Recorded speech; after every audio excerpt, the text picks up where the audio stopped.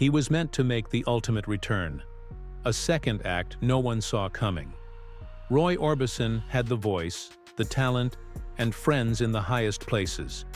Yet, as the 80s rolled in, something sinister worked against him. His music barely reached the airwaves. DJs who played his records were mysteriously removed. Record stores that stocked his albums got quiet warnings. Behind the scenes, a silent war was underway, and Roy was caught in it. His downfall wasn't about lack of talent. It was about who he dared to defy. That gatekeeper, with enough power to mute legends, crushed Roy's comeback before it could even begin. This is the chapter they hoped you'd never read. Born during the Dust Bowl era in Vernon, Texas, Roy's life started far from glamour. His father jumped from job to job in oil fields while his mother tried to keep art and poetry alive in a home that barely had enough to eat. The Orbison family never stood still for long, chasing work and hope across small Texas towns. By 1942, war jobs pulled them to Fort Worth, but soon they landed in Wink, Texas, a town Roy later called nothing but dust and grease. Yet that forgotten town unknowingly shaped a voice the world would one day remember forever. It all began when Roy turned 6, and his father handed him a guitar.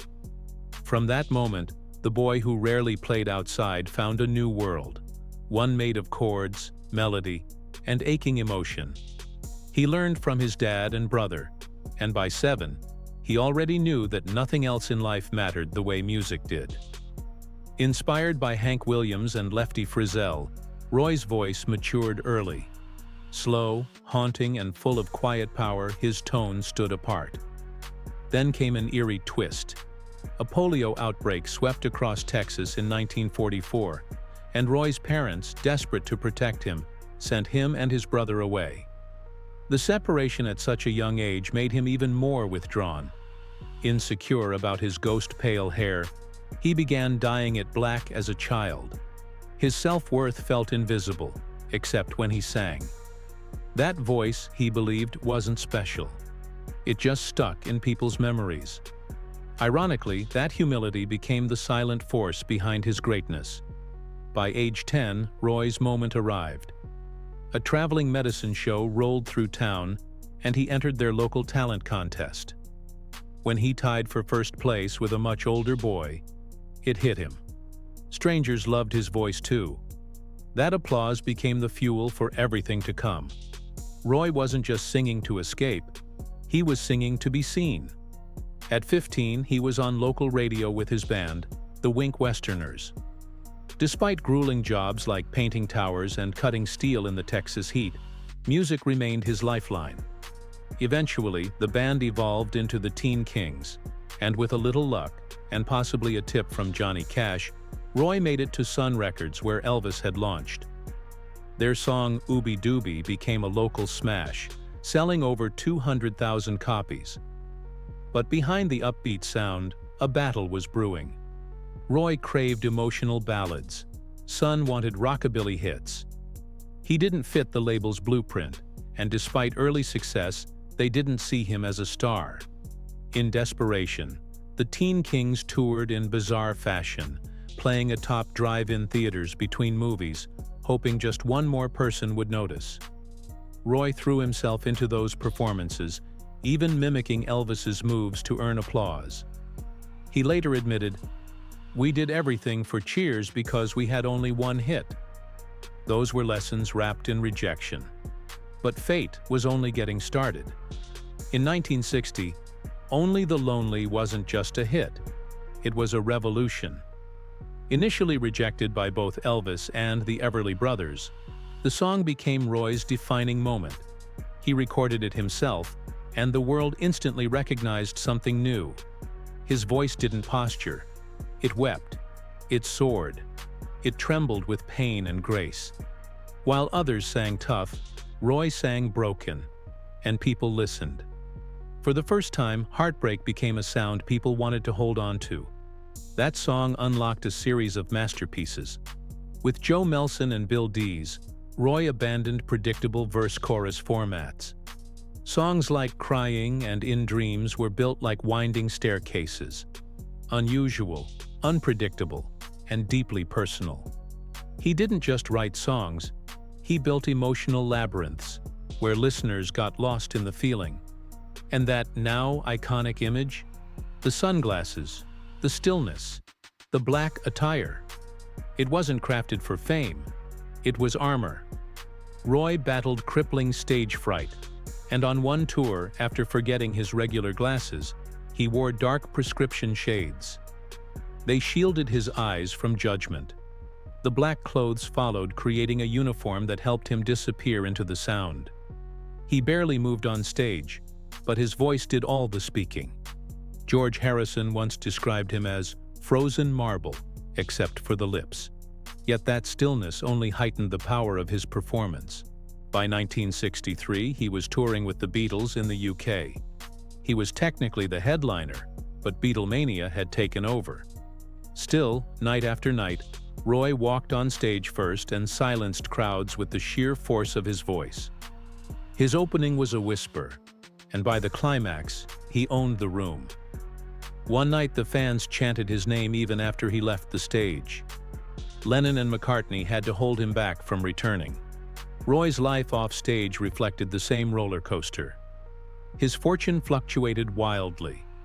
At his peak, he owned properties across Tennessee and Malibu, each designed with seclusion in mind. His collection of Cadillacs, custom Lincolns, and classic Buicks showcased his love for understated luxury. But unlike other stars of the era, Roy wasn't known for flaunting wealth. He quietly wore Rolex and Omega watches and was known to insure his voice and touring equipment, a rare move at the time, but one that showed just how seriously he took his craft. He invested in smaller music ventures rather than flashy businesses. While he didn't chase commercial endorsements, he did support local acts and funded recording sessions for lesser-known artists. His real estate investments were modest but wise, centered in low-maintenance, high-value locations. His personal insurance policies covered not only health and life, but also income loss during periods of career downtime. A sharp financial strategy, especially for a performer in such a volatile industry. And here lies the lesson buried under the fame. Roy Orbison wasn't flashy. He was strategic. His career had explosive highs and devastating lows, but he didn't burn out. He adjusted. He shielded his vulnerabilities, kept control of his art, and used setbacks as creative fuel. His lifestyle wasn't about excess, it was about endurance. In a business that eats its own, Roy survived by being the opposite of what the machine demanded: quiet, sincere, and unpredictable. He gave the world something it didn't know it needed, a voice that didn't chase cool but embraced heartbreak. And in doing so, he made vulnerability timeless. His stardom stretched beyond America. Ireland, often skipped by American stars, embraced Roy with fervor. The crowds were so passionate that police had to shut down shows to prevent fans from overrunning the stage.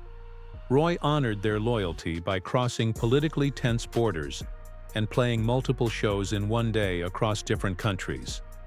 That devotion cemented his legend in Irish hearts.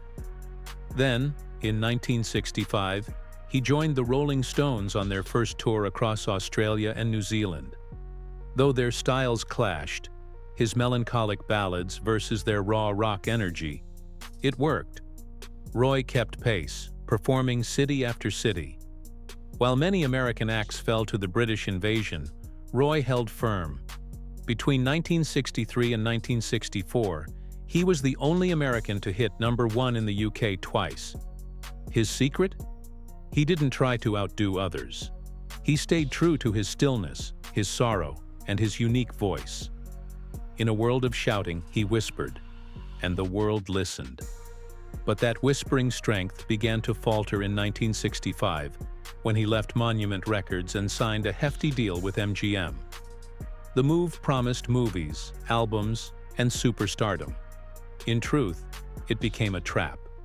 MGM demanded 3 albums a year, offering little time for quality or personal healing. Behind the curtain, Roy's home life was spiraling. He and Claudette, who married when she was just a teen, had already faced financial collapses and fame-induced pressures. They moved back in with Roy's parents after going broke, tried to restart in Tennessee, and welcomed 2 sons. But while Claudette stayed home raising children in silence, Roy dove headfirst into the rock star life. Affairs weren't occasional slips. They were routine, managed even with calendars during tours. Roy kept a pristine image publicly, but those close to him saw the chaos. Claudette, isolated and neglected, found solace in Braxton Dixon, a builder with a reputation for crafting homes for the music elite. What began as casual encounters turned emotionally deep. When Roy and Claudette divorced in 1964, it seemed final. But life had other plans. Roy's new MGM contract meant fewer tours, more time at home. Claudette gave birth to their 3rd son, and by the end of 1965, they were remarried. It was an attempt to start again, and it seemed to work. When Roy broke his foot in the UK, Claudette flew across the ocean to care for him. The love that birthed his greatest hit seemed to endure, but fate was not finished testing them. June 6, 1966, became Roy's darkest day. While riding motorcycles together, a passion sparked by Elvis, a truck pulled out unexpectedly. Roy dodged it. Claudette couldn't. The impact shattered their reunion. She died in Roy's arms. The muse who gave him his biggest song was gone at just 24. Friends recalled Roy moving through her funeral like a ghost, unable to speak. Once again, he sought refuge in music. In the studio, his sorrow bled into songs like "Too Soon to Know." The melodies weren't just sad, they were screams of grief in disguise. Even as he mourned, MGM's relentless pace continued. Roy's recordings became rushed, uninspired. Then came "The Fastest Guitar Alive," MGM's attempt to make him a movie star. He played a spy with a rifle guitar. The script flopped, the acting was strained, and critics shredded it. His Hollywood dreams crumbled before they began. Still reeling from Claudette's death, Roy wasn't equipped for pretense. The series of planned films vanished with one disastrous premiere. But fate delivered its cruelest blow in 1968. After a glowing performance in Birmingham, England, Roy was met backstage with devastating news. His Tennessee home had gone up in flames. His 2 eldest sons didn't make it out. Roy collapsed, inconsolable. He had already lost the love of his life. Now he had lost the children they made together. He canceled his tour instantly and rushed back to America. His world had become unbearably silent. Despite the crushing losses, Roy Orbison managed something almost unthinkable. He returned to music. That resilience would later lead to a powerful comeback, but the scars never left. Financially, Roy had seen both extremes. Early on, he splurged on pink Cadillacs and retreated to modest living when times got tough. But his disciplined focus in later years paid off. By the time of his death in 1988, his net worth had climbed to $20 million, a significant feat considering the years of obscurity he endured. Today, Roy Orbison's estate is valued over $30 million, buoyed by royalties, posthumous releases, and licensing of his iconic catalog. His real estate investments were modest but meaningful. He owned a lakeside property in Hendersonville, Tennessee, a haven that had once promised peace for his growing family. That property, tragically, would become a site of loss. In his later years, Roy also invested in a secluded home in Malibu, California, seeking tranquility near the sea. Though he never lived lavishly by celebrity standards, Roy did own a fleet of vehicles throughout his life. From that symbolic pink Cadillac to sleek black Lincolns, his cars reflected quiet style rather than extravagance. He wasn't flashy, but he valued class. At the funeral, words failed. Johnny Cash and June Carter stood silently beside Roy, their presence a quiet anchor amid unspeakable grief. He couldn't bear to return to the land that once held laughter. So in 1969, he sold it to Johnny Cash. But Cash made a promise. No house would ever rise on that soil. Instead, he planted a fruit orchard as a living memorial to Roy's lost sons. That orchard became sacred ground, a space of peace for Wesley and a symbol of friendship and respect. Ironically, years later, Johnny Cash's own home would be consumed by flames.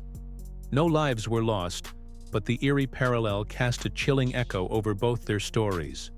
Roy withdrew from the world. He moved in with his parents, shut off the music, and lived in stillness. Even visits from Johnny brought no light.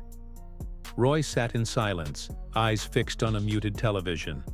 His voice, once a storm of emotion, fell quiet. As the musical tides shifted to psychedelic rock, Roy's tender ballads seemed out of place. Record sales crashed. The million-dollar MGM contract that once seemed like a golden ticket turned cold. By the early 70s, the man who had once stood beside Elvis found himself alone on nearly empty stages. On his 40th birthday, he sang in a vast arena to a whisper of a crowd. His records were so rare they had to be specially ordered in New York. A health scare in 1977 shook him. While vacationing in Hawaii, chest pains sent him to the ER. Doctors discovered 3 blocked arteries. Triple bypass surgery followed, and though he survived, Roy returned to old habits: smoking, poor diet, relentless touring. It was a second chance he refused to fully embrace. Yet fate wasn't done with him. In 1986, director David Lynch used Orbison's In Dreams in Blue Velvet. The song played during a disturbing scene, giving his once innocent melody a sinister undertone. Roy was outraged at first, but over time he understood its new context. He even re-recorded it with Lynch's help. The result? A new generation suddenly became captivated by the man with the haunting voice. That voice echoed once more in 1987, at the Coconut Grove nightclub in Los Angeles. The audience was filled with legends: David Lynch, Patrick Swayze, Chris Christopherson. It wasn't just a show, it was a resurrection. The performance, later released as Black and White Night, captured the essence of Roy's artistry. A hidden encore discovered years later revealed the band playing one last time after the audience had left. A private farewell etched into history. And then lightning struck again. In 1988, a casual jam session in Bob Dylan's garage led to the birth of the Traveling Wilburys. Roy joined forces with George Harrison, Jeff Lynne, Tom Petty, and Dylan himself. They recorded Handle with Care, and the chemistry was undeniable. The group became an instant phenomenon. Roy, reborn as Lefty Wilbury, laughed, created, and found joy again in music. Their albums sold millions, returning Orbison to the heart of rock. That same year, Virgin Records signed him, and he began work on Mystery Girl. With Jeff Lynne producing and support from Bono, Tom Petty, and Elvis Costello, Roy poured his soul into the project. During one session at George Harrison's estate, he sang "A Love So Beautiful" with such power that the room fell still. But destiny had one final twist. On December 6, 1988, Roy collapsed at his mother's home. He was rushed to the hospital but didn't survive. Just 52 years old, he was gone. The loss stunned the world. He had finally reclaimed his place, and just like that, it slipped away. Roy Orbison didn't just craft love songs. He lived them, bled them into his lyrics, and gave the world a voice for sorrow, longing, and hope. In the end, his story wasn't just about fame or tragedy. It was about rediscovery. And even now, decades later, his final note still lingers, haunting, beautiful, and absolutely unforgettable. Smash that like, drop a comment with your favorite Orbison moment, And hit subscribe because we've got even more Hollywood legends and untold stories coming your way.